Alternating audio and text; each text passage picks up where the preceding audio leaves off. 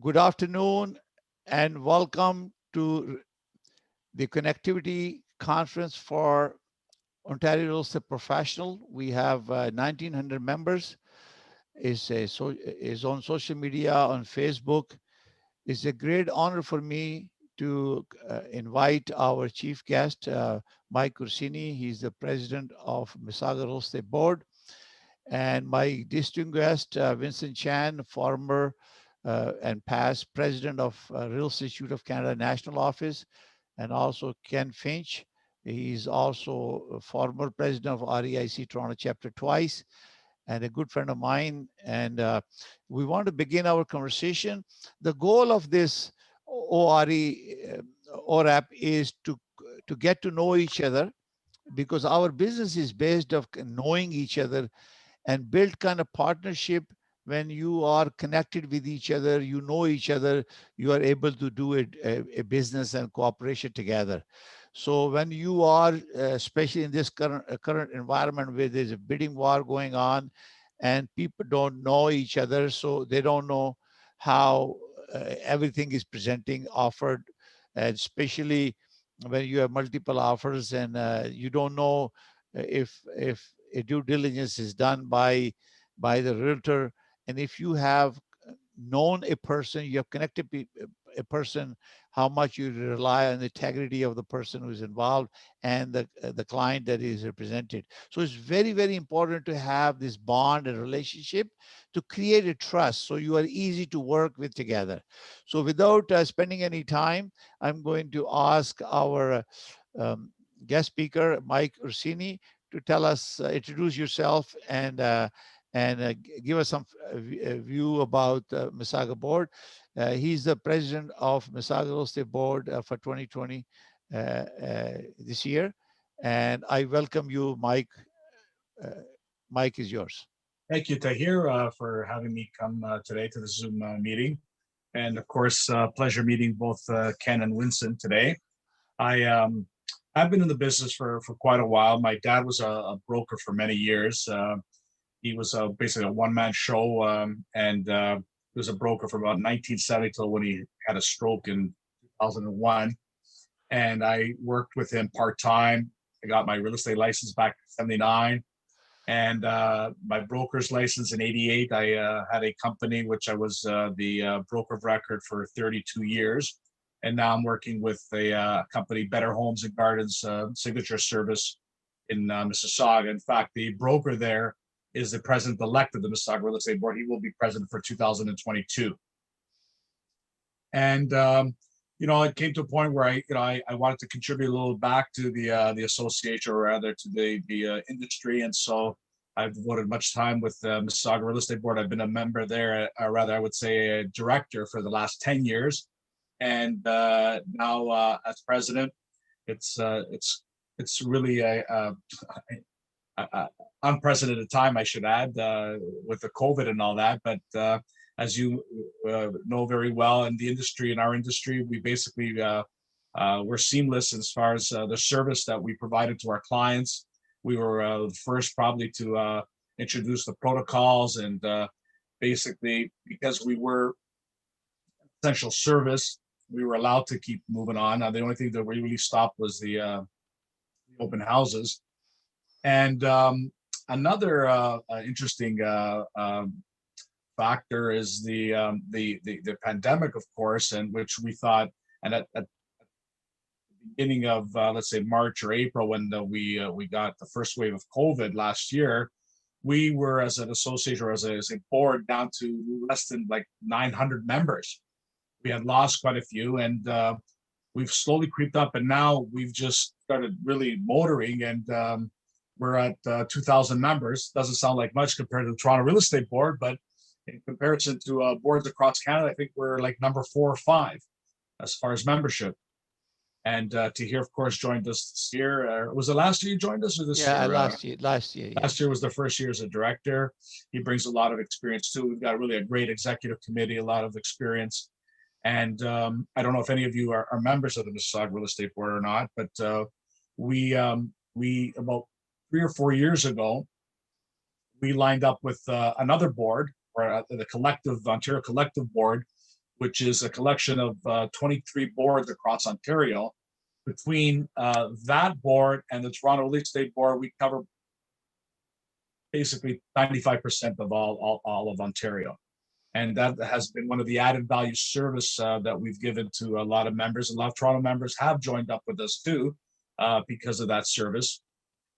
What else can I say? Mississauga market in general, like all the other markets, have really picked up. As of April, we had just one of the units, detached homes, for example. This one here really amazes me. We had something like 1,300 sales of all different kinds of types of homes, condos, townhomes, or what have you. And detached homes comprised over 1/3, and they sold for an average price of 1.52, something like that, which is really incredible considering the prices, how they've been in Toronto. And we're actually not that far behind from the average in Toronto. We are adjacent to them, so it's sort of seamless. Now, most of Southern Ontario, all the cities, and as far as Kingston all the way to Niagara Falls, practically, it's just continuous population in cities. And what else? The prices, I mentioned that. Also, I wanted to mention, I don't know if you've heard about this, the latest press release by the president of the Ontario Real Estate, or rather the Ontario Real Estate Association, and the CEO, Tim Hudak. They, how they've been trying to lobby for a little while regarding the transparency and offer presentation and multiple offers and all that. And the Ontario government has sort of alluded to possibly mandating something to really slow it down, or to have more transparency, and maybe have what they call this auction process. That is, as you know, there's auctions in many things, from art to cars, and real estate, in fact, too, with a lot of cities in North America using that option. And we welcome it also, but what they said, officially anyway, the Ontario Real Estate Association, is that we don't mind having that if everyone agrees to it. In other words, if all the purchasers, the vendor, and agree to it, then we certainly allow an auction kind of process where everybody knows what everyone's offer is.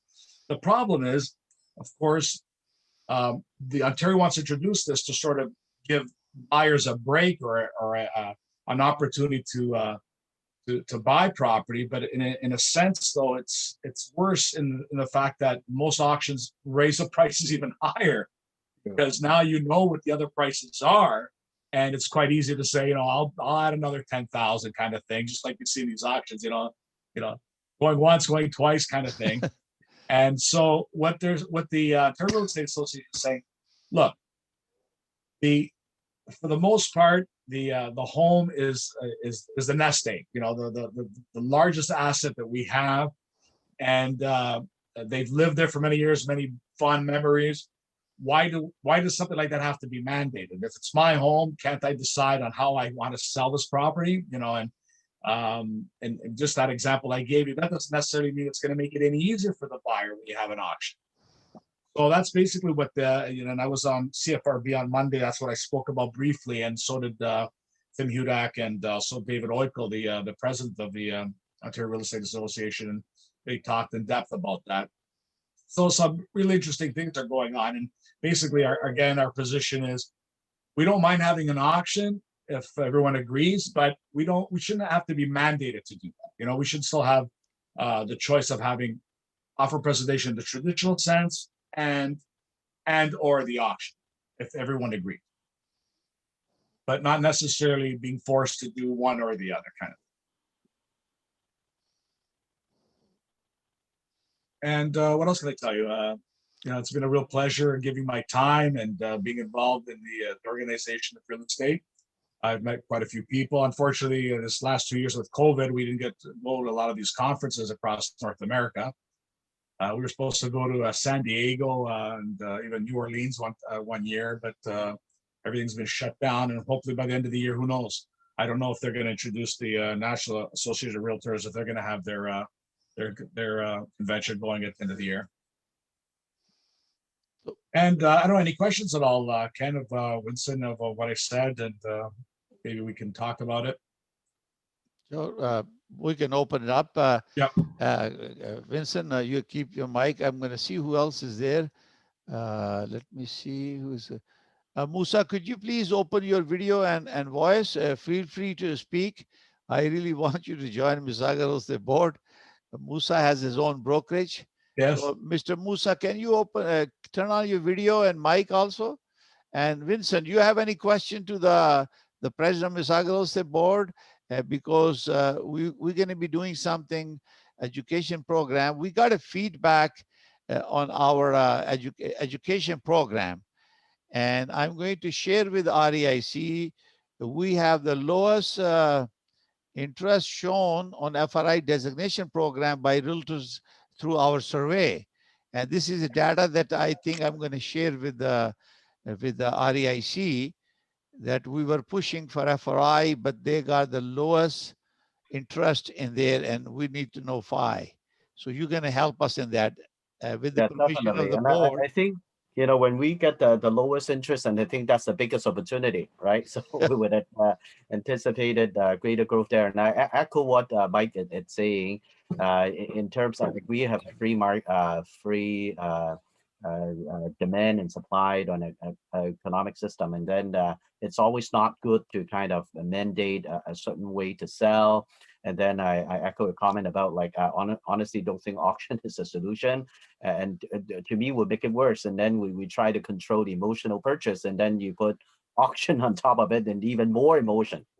And then after you get the auction too, who's going to deal with the appraisal? Who's going to deal with the mortgage, the qualification, and all those good stuff? So yeah, it will be interesting to see how it evolve. I still fundamentally think it's a supply issue, no matter how we dissected it. If we don't have a affordable solution, if we don't have, you know, kind of a provide solution in terms of supply more housing, and I think we're going to deal with this recurring issue.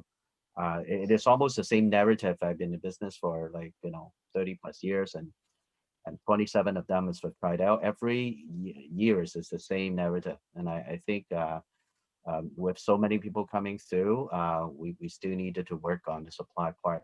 And then incidentally, Mike, and I was interesting to see that you now work with Better Home and Gardens. Guess what? Yes. I have a meeting this morning with Nelson. And Oh, is that right? what Yeah. a small world. We Yeah. should extend the meeting with that too, because we're exploring some opportunity between Better Home and Garden brands with Trinell as well. But it is, I think it's one of the preeminent brand that is kind of, under market. Like, it's the awareness piece. Yeah, but it's much bigger in the States, but I think they're trying to, they're making some inroads here into Canada and that, and they're big. I didn't really know, but they're a part of a big conglomerate called Trilogy. I don't know if you know that, or Realty rather. And they also own, I think, the Sotheby's and Yes. Century 21. And of course, the big thing is the magazine. We have the publishing rights or licensing rights to that brand, and that's been around since, I think, 1920 something or whatever. So that was a kind of a next thing. The first thing I did when I came on board, I sent the subscriptions to this magazine to my clients. Yeah, and I figure that's a good thing. Yeah, it is a good opportunity, and we were talking about, like, it actually related to Ken and Tahir as well too. Like, Tahir obviously is a champion of connected everybody together through CIPS and all this connectivity. So we were talking about opportunity, like inbound and outbound business between the States and Toronto, given the backdrop of all the tech company coming here too. Before we're talking about discretionary purchase. They may invest in New York, they may invest in Boston, and then probably the third or the last page, then they will find Toronto. But I think the narrative changed because there's a lot of US companies set up shops in here. And the newest one Sure. is Netflix and TikTok and Reddit. It's also set up shops in here too. So I think that will be some connectivities between the States and Canada. And I think we have to kind of do our part to kind of promote Toronto and put it to the map. And Tahir been a champion doing that.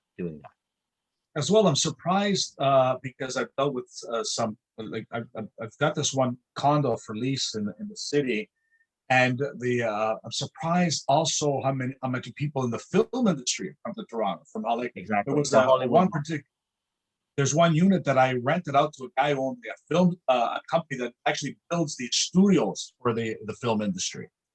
And another possible prospect that came in was also in the film industry, looking to rent something, and it's amazing, really. And we're really getting a presence here, and they're starting to. Well, they call us the Hollywood of the North kind of thing. Correct, You know, correct. I so 100% echo that. We seen that as well too, and I think that will be the opportunity, not just production, but pre-production and post-production here. And I think Toronto is all the way up there. And Netflix set up head office in here too, the production crew. And even under the lockdown, we're dealing with almost $2 billion of production here in Hollywood North. From like say Netflix Queen's Gambit, the backdrop is in King Street. The Boys, the dark comedy. That will be something like Ken would like. I think. At Amazon Prime, The Boys 1, 2, and 3. The backdrop is in Toronto, and even Apple TV, the Seas 1 and 2. Jason is actually here right now. And then Hollywood, we talk about Hollywood. Kevin Hart, it's I think it's finished production now, but there will be a movie talking about Toronto real estate coming very soon. So there's a huge amount of production happening in here too. And I under the lockdown, and I think highlight the fact that it's that's under lockdown. amazing. Imagine if it's open to the opportunity Yes. is tremendous. And then also for the president of Mississauga Real Estate Board, I'm happy to tell you that Tridel will be going back to Mississauga very soon. That was my I question. hope. You know, that's another thing I mentioned too. Maybe you can help me. Why is it the core of Mississauga? Well, I've heard some reasons, but the problem, like I live right here, Highway 10 in Burbank. Like the absolute towers are basically in my backyard. You know, Yes. I live here at the core, but our downtown is basically condos. You know, and yeah, the Tridel. You're talking the ones on what's the street there? There's a few of them, beautiful. Yeah, Duke of York. One of the first ones they built were really nice. Kingsbridge Garden. Kingsbridge Garden. You guys built those ones there. That's right. Garden. That's right. Yeah, yeah. And I'm talking about that other street just south of Burnhamthorpe. What's that one called? That runs east-west. That there's a few Tridel buildings there too. Like we build Strathaven, we build Strathaven, we build at Web Drive. We also have on Web. That's right. Yeah, Web Web Drive, quite a few. And then Ovation 1, 2, and then Ovation, Ultra Ovation, you name it. So what I was saying is we attracted condos, but not commercial towers. You know, like the last ones that were built were basically those ones on Robert Speck, the ship ones, and now they've sold now over to Desjardins, I think, or something. Right. And some were Square One is, and I've heard there's one or two maybe that are going up in those lands there were Square One, because that's basically the last of the undeveloped land or whatever, because they've got a whole bunch over there too. But and they say maybe because of the fast, you know, the transit now, they're running up Highway 10 or with a fast, that we will attract more commercial properties. Because I think you can never really have a real core without commercial properties, commercial buildings. Like downtown Toronto has that, as well as many condos, but we don't have that big mix. Yeah, I think there are some proposal. I come across a few proposal that there's definitely that part is an integral part of it. Even without that, interestingly, Mississauga is one of the largest employer, aka the airport. You know, Microsoft and all that too. There's a lot of major headquarters there too. Yeah, if you go north to Orlando over there, all the lands there, all these big headquarters are all there. You're right. Right, and then also the south side too, and I think few of the other developer will be developing the Lakeview, like you know the OPT land end of Dixie. So that big piece of land is 177 acres though. So there's a few developer that would be co-developing the whole area. So brand new waterfront. Your point. Yeah, I think Silvio De Gasperis is involved in there. Correct.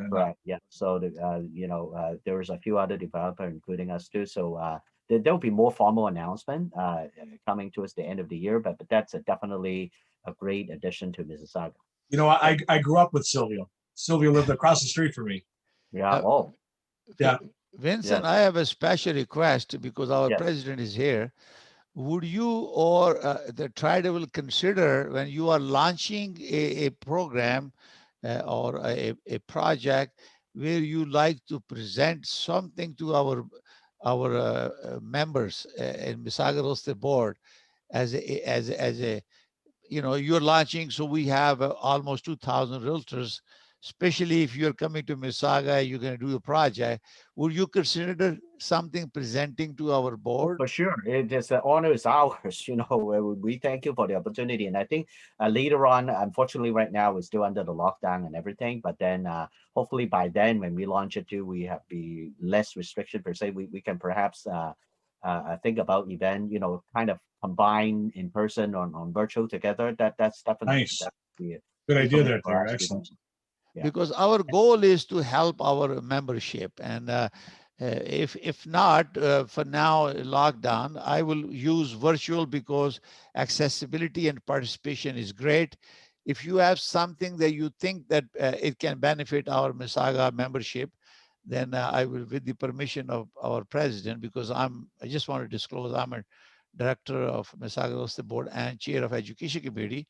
With our president permission and the board, then we will like to see if you have something that you can share with us. I can help to create a event where you can share and your projects that realtor can help if there's something there. Yeah, it's definitely a value added service because, and I think, as much we don't put everything on MLS per se. Like, so there's a other opportunity. I think for us, it's more like an education rather than like an advertising piece, Yeah. because, being one of the largest condo builder in Canada, and I think we can provide a certain option for your members. Perhaps when you focus on resale, there's opportunity in the new home industry. And then even if you only focus on resale too, don't forget we have some existing inventory that will actually fit into your category. And if you needed certain services like rental or short-term executive accommodation, a long-term executive accommodation, that we do have that option open. And then even to understanding a certain project too, we have 23 on the go right now. It would be good as a launch base. Like say, obviously Tridel won't be there forever. And after I finish the sales and marketing program, that would be Mr. President and the member of the Mississauga board that will do the sales and marketing.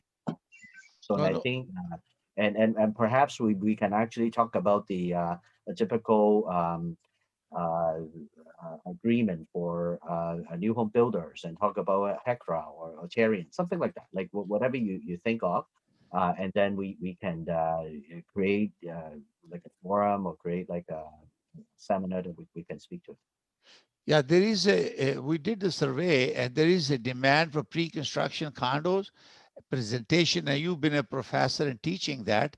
It'd be a great honor that if you are able to present about 30-minute or 45-minute presentation to our board member, sorry, the member board and the membership, they will love it because it was part of our survey, and we can add, we can send you invitation. Ken, remember that we had talked about it today. There was a pre-construction condo is a big interest for our membership, how to handle the That's right. pre-construction buying and selling. So I Yes, think you big, would be the big best. topic. Sorry. Yeah, it's a big topic. The members really want more information. So So no, maybe this is great. I'll send you an email and you may consider doing a small presentation for our membership, and we can, it's all virtual. Yeah, definitely. Like we can do, like we can talk about the market. We can talk about like it's the course, right? Like I think we can talk about it in a high level, and then make Yes. some connectivity together, and not just the builder too. Sometimes it's advantageous to involve some of the member who already participate in construction, so you can create a more meaningful conversation rather than just a seminar. Yeah. Fantastic. Now, Yeah. Mike, tell us, there was a report from Korea that we have the highest growth in Mississauga Real Estate Board. Yes. Yes. So could We you had tell us the highest. why is that? What steps the Mississauga Real Estate Board is taking and to see this kind of growth in this pandemic when people are really not increasing, but we have that tremendous growth. It really is incredible. I mean, you know what, we have a great staff. We have some really great directors. We've done and of course even with Nelson coming on with communication, that's really opened up our presence. You know, being online and people accessing our website, and that has helped. And I'm president. You know, that also has helped. I like to think that I'm taking that. Taking the applause, but no, it's really something, and it's long deserved. And you know, we were, for a time it was scary. We didn't know, like you know, again, we can't really sit on our laurels also, because things are changing quick, and the talk is sooner or later it'll come down to maybe possibly in Toronto, you know, being the biggest by far. They represent 75%, 80% of all the agents in all Ontario, just belong to one board, you know. So we've heard talk about them, or possibly I don't think Korea would go into it anymore, but maybe where there's going to be one board, or you know, one or two boards that will handle all the listings. Yeah.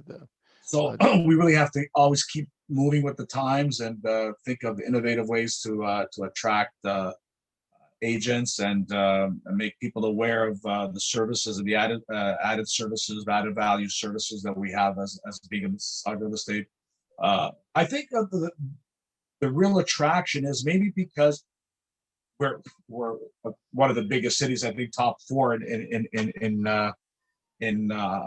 Canada, and of course we're, you know, we are adjacent to Toronto also, which is the biggest city in all of Canada. So all those things have helped us, and we have so many members like myself that really, you know, I've been a Toronto member since 1979. My dad was a member for many years too, and then I made Mississauga my home, so I never really left Toronto in that sense, and so that really helped also. Yeah. Listen, I want to ask you, as far as the government is concerned, you know, you always hear about freeing up land for development, and like how do we do that? How will they do that? How can they do that? How can they help us free up some space for more development? Or are the lands even there? I think there is a lot of opportunity. As a matter of fact, we work with quite a bit of city initiative. The big Yes. part of it before it's called Build Toronto. Now it's called Create TO. So interesting, there is a lot of project either through the subway parking, or some other city-owned land. One of a good example is 10 York. And I remember like 10 York on York Street and Queen Ski Terminal. There was a little triangular piece of land that was actually used for an impound vehicle. Like if your car parked. Oh yes, oh yeah. I remember my car was there. Once. Exactly. So that's a piece of land that was unused and obviously underutilized. And then they invite developer like us to build a, you know, almost like a new masterpiece on waterfront. Islington Terrace, the same thing about the parking for Islington Station. Now that is 3 beautiful tower there. And Wilson Subway Station later on. Hopefully we would be able to bring that on stream as well too. So like there are entity like that's definitely a big part of it. But to your point, like we really need to accelerate it, the whole process to it. And then even Toronto Community Housing, we help we develop or rejuvenated Alex Park and Regent Park. We also win the last few phases for the Regent Park as well too. So has there been opportunity? 100%, but I think we needed to kind of fast track the whole process too. I think supply is the key issue, no matter how we work on it. I see two guests, Brittany and Mr. Musa. If you want to open your mic and video, please join the conversation with our president, Mike Ursini of Mississauga Real Estate Board, and also Vincent Chan. He's a former REIC national president, and also Ken Finch, who's a REIC Toronto chapter, two-time president of Mississauga chapter. And if you have any questions, you feel free to ask. Mike is here regarding Mississauga Real Estate Board. I think the biggest growth that Mississauga observed is as a result of having its own MLS system. Can you Mhm. tell us a little bit about that, Mike? Because you have MLS, which is part of 22 board, which create a very unique position. And there are multiple other boards who used to have their own MLS system, and they, by commanding the strength, it created accessibility for realtors, because Definitely. lots of business has shifted away during this COVID from big cities because of affordability issue. It has moved away toward the smaller city, and we have seen a rapid growth in sales in a small city, Niagara Falls, Beams, those in Lincoln, the area, going to Kitchener, Waterloo, other area. You see a tremendous growth, and the price has gone up. Is that the reason that you think that maybe a one of the factor, in addition to I think obviously I you think have, that yeah, I think that's a factor of the outlying areas. But although Mississauga is considered for many things like Toronto, how many people live in Mississauga and say I'm from Toronto? yeah, Everybody recognizes it. But you're right. We're seeing with COVID a lifestyle change. So people, that are have to stay home or can work from home are saying, hey, I want a bigger home now. I want a nicer backyard. I know myself, I'm doing a new deck in my backyard. I'm at home more often, so I want to enjoy it. And so you're seeing this pent up enthusiasm and a market for renovations. And I mean, just order something from Home Depot, and you'll know what I mean, how long it takes. It took me like 2 weeks to get wood. I mean, I was making an order and I gave them my card number and they wouldn't even take my money. That's how much money they were making. They're I couldn't put the order through, and I had to keep trying and keep trying till I got it. And it's incredible. It's incredible. Yes, it's a lifestyle change. People are moving outwards. You'll see that people that were downtown only for work and all of a sudden didn't have that work, were working for home. Thought, why should I live in Toronto when I can just go back to my hometown and do it from my hometown? So you did have a movement outwards, but Toronto's strong enough that it'll always survive no matter what. I mean, it's the wealth and power is still in Toronto. To the dismay of a lot of Canadians, I get that anytime I speak to a friend from Vancouver, they all seem to hate us. I don't know why. There's this thing, this envy. I don't know what it is, but they don't like Toronto, and they make fun of the fact that we haven't won a Stanley Cup in a long time, and that's something I can't understand.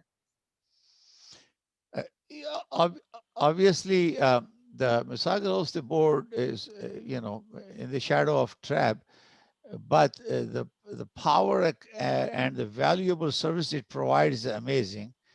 I think, Ken, you can talk about the education program that we have with the Mississauga Roaster Board. You want to say something? Yeah, no, definitely. We've got a lot of programs coming up from some great speakers. We've got Tahir is even going to host a couple seminars.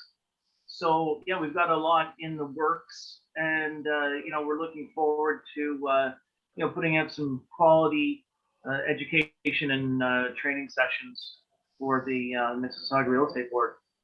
So we just got Vincent Chan agreed to do a small presentation for us about pre-construction. That'd be a great. He's a professor, and I love his approach and knowledge and experience. Is a great that he has agreed, and our member will love it, his presentation, and learn from it. So anything else, Vincent? Anything new on the horizon based on this new stress test that's coming up? As effective June 1st, OSFI is raising the stress test from 4.79 to 5.25, is going to affect the affordability for a few people. Threshold based on the value, based on the purchase price, is going to affect depending on 50,000 to upward. And how do you see this future stress test will impact our economy in Ontario as well as in globally? Federal government also has some program through CMHC for the first-time home buyers. There is an equity program where up to 10% with the new construction and 5% with the resale. The equity sharing, that means the CMHC can give you money and you don't pay any interest on that. But when you sell your property, you give that money back. And if you make any profit, you share that profit with the government. So that's it. So I need to get your input on that, Vincent. Okay, so I think it's not all negative, and I think we do need to do a due diligence to basically um, kind of help the market in tech. I actually see the stress test as not too big of a fact to us too. I think what the government's simply saying is you make sure that you are qualified, and in case of there is any negative impact, you be able to continue to afford the home. And I think this type of conservative policy, yes, for us may be a little bit more difficult to put a few people to in terms of home ownership, but in the long run, it's great. Take a look at the mortgage default ratio compared to United States to us. United States in the financial crisis, the default ratio is 11.5% or over 11%. For Canada back then was 0.48%. And in, even fast forward to now that we are never hovering above 0.4%, as I mentioned. So I think this is one of the key factors that keep it intact. Yes, very, very difficult Sorry, or Winston, what did you conservative say? financial policy. 0.4%? What is 4.4%? Mortgage default ratio. Oh, mortgage default. Okay. Say for instance, you have hundred people default. There will be 0.4% of people that actually default. Compared to way back, United States, every 100 people, that will be 11.5% that Wow. would have trouble paying that. And I think that's something that we should be proud of for the past 20 plus years soon. I think that the conservative financial system put us intact. Yes, we need to went through a little bit more checking. And for us as a real estate petitioner, we simply choose the purchaser in a more diligent way. Like if you're not like your bottom line, you'll please hold on to your purchase until such time that you qualify. To me, it's not really too difficult to be able to deal with. Important, like what the government do on the same token too, is to help out the first-time buyer and making sure that they make the purchase reasonably based on facts and based on qualification rather than what Mike talking about like emotional purchase. And then we add on to auction. I think it will be even worse. That you actually automatically increase the price too. And then one of the other kind of safety net that we have, it's not just the qualification. I'm sure that you already feel that even if you say outbid your home by like 20%, your home was a million, right now is 1.25 million. Good luck getting financing as well too. You may not be able to achieve the one that you overbeat per se, and then I think all this policy is to kind of help us normalize the market. But I think in the long run, we are still in the upward trend, and simply by the undersupply and the sustainable increase in demand. We are almost like 25 years ago New York, 25 years ago San Francisco. We're still building into a major metropolitan city, and obviously Mississauga included.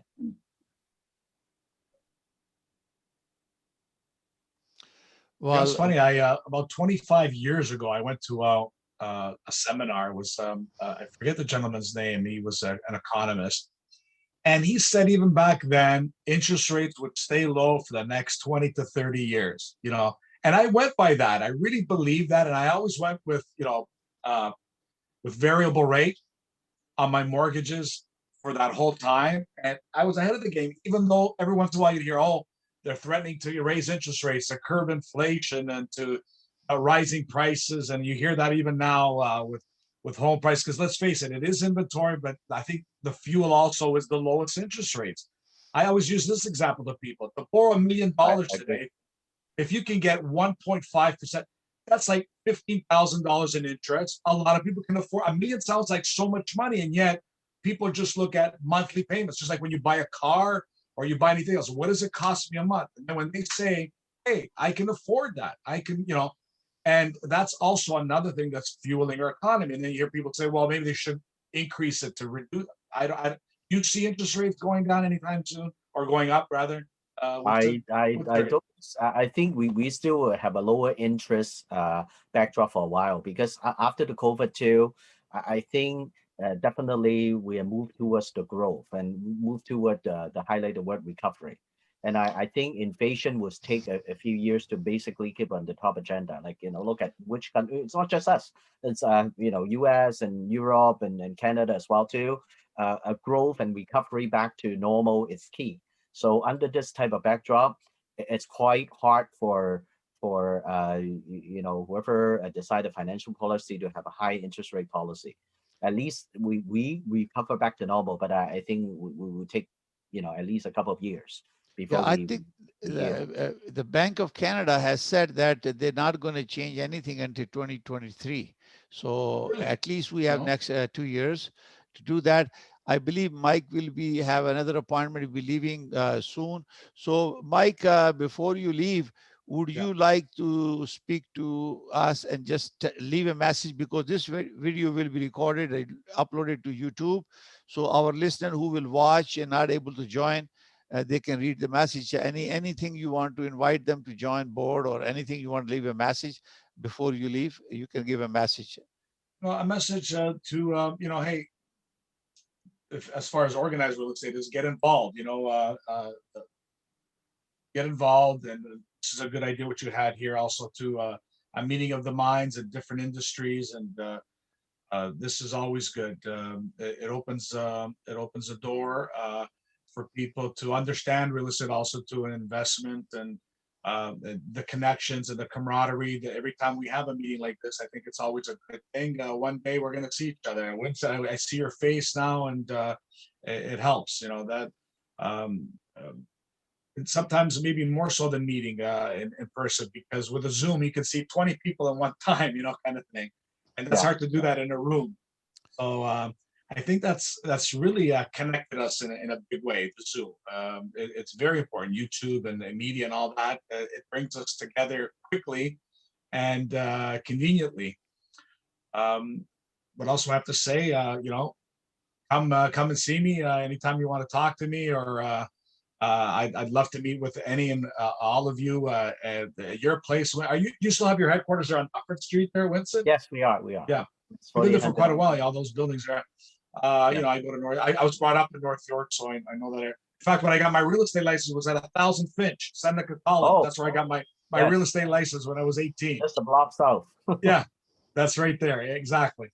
Yes. And I thank you all for giving me this forum, and I appreciate all of everyone here and their contributions and their work in Tridel. That's such a great thing to hear, to have somebody from Tridel. And I remember when they back in early 80s or whatever, I had a title searching company, and I used to deal with a lot of lawyers, Delzado, Zorzi, they had a developer in the family, they had a lawyer, and they were just starting off, and I said, Tridel, who are they? These three brothers, and they're mega now, and a great logo, a great company, a great people working for them. And I could see, 30 years later with you, Winston, they're on the right track. And my hat off to you and the company. Thank you. Ken, nice meeting you. And Tahir, thank you. Brittany, everyone else who's been listening, thank you so much. And hope we can meet again, Tahir, sometime soon. Wonderful. Thank you very much. Thank you. It's a great honor that you, Mike, took the time My pleasure. to speak to our audience. And also, if you want to learn anything about Mississauga Real Estate Board, I recommend you to go to mreb.ca, and you have all board of directors, our CEO, and all the staff, and especially programs, the education program, you can learn from that. So we'll talk to you. So see you again, Mike.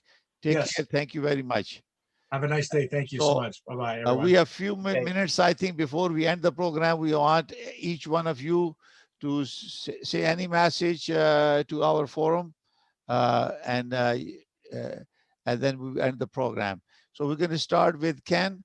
You want to say anything about you so people get to know you, because you are a member of OREP, Ontario Real Estate Professional Forum on Facebook.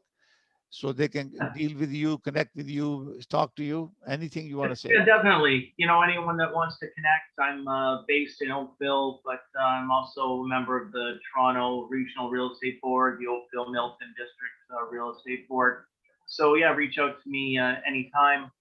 I'm a broker with Royal LePage Signature, and anyone that's on the Mississauga board or any real estate board that you belong to, take a look at all of the education and training events, as well. If you're a member of the Real Estate Institute of Canada, there's a lot of events and education seminars that are organized.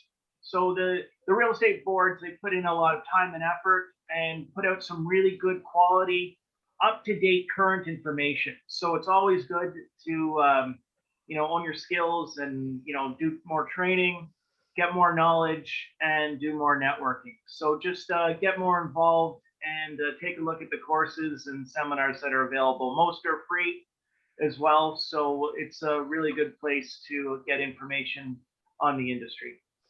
Thank you, Ken. Ken is an amazing personality, very professional, humble guy, and he's always volunteering various committee for REIC, Toronto chapter, national, whatever he's tasked. So amazing person. And he's also FRI, because fellow Rural Institute of Canada. This is a designation program from Rural Institute of Canada, which was established in 1954 or 55, and this is the prestigious designation of Rural Institute of Canada, recognized nationally across Canada. And they are mentors, educators, and leaders. And you will always have the opportunity, if you are interested as a realtor, to seek superior knowledge, to do a better and deliver a valuable service to your client. I request to all realtors, think about getting FRI designation from REIC. So you can visit reic.ca and you can check out the program. And there's no one better than anyone than Vincent Chan, who can tell you, because he's a past president of Rural Institute of Canada. So Vincent, I would like you to say something about the FRI and also the National Institute of Canada, Real Estate Institute of Canada. Yeah, definitely. And I think, first of all, thank you once again, Tahir, for organizing this connectivity conference. And I think how we be able to get together, three of us, it's actually through Real Estate Institute of Canada. And I always spoke about star power, and then you would find anyone in the leadership position of real estate, public and private sector too. I think for me, for my career growth, it definitely assists me to meet with a lot of leaders and mentors across the industry. So for the Real Estate Institute of Canada, or FRI, is not just the education destination, but just the ability to connect it with so many people. And then Tahir is a perfect example to assist to connect with each other. And then we are the cornerstone and backbones of each other. And then collectively, we become stronger. We have property managers, we have developer like myself, and realtors, and you name it. So just come to interact and explore with us. And as Ken and Tahir mentioned, we have a lot of education program. And hopefully after the COVID, we would have some in-person social gathering, which I love as well too, building tours and whatnot. I always learn a lot from each other. So come join us and follow Tahir and Ken. They always are the key leader from our organization, and they always find different activities to let us connect it. So that's it, and hopefully everybody stays safe and see each other later. Thank you, Vincent. I'm very happy that you have agreed to do a small presentation for our membership. We're going to talk to our committee and send you an invitation. And I take this opportunity to thank you for all participants, Brittany and Mr. Musa, who have not activated their video, but they are part of our meeting. And especially thanks to OREP member. We're going to upload this video conference on our YouTube channel, and then will be shared on our OREP. My goal is to invite our industry leaders to educate us all about the issues and challenges facing realtors who are part of our OREP program, to educate, because it's very important. We have so many challenges, regulatory issues, lockdown in Ontario, and our fellow realtors, some are struggling, and it's a tough competition. Affordability is an issue, so there's a lot of work. For that reason, Mississauga Real Estate Board have very good education program. There lots of courses are coming in next month or two, and we invite you to go and visit mreb.ca. And we continue to engage our realtors. The most important thing is the power of connectivity. Realty Coffee Talk is all about connecting people. And in this case, we are connecting realtors across Canada, and especially because we have OREA, which OREA, Korea, we have Ontario and federal program, organized real estate.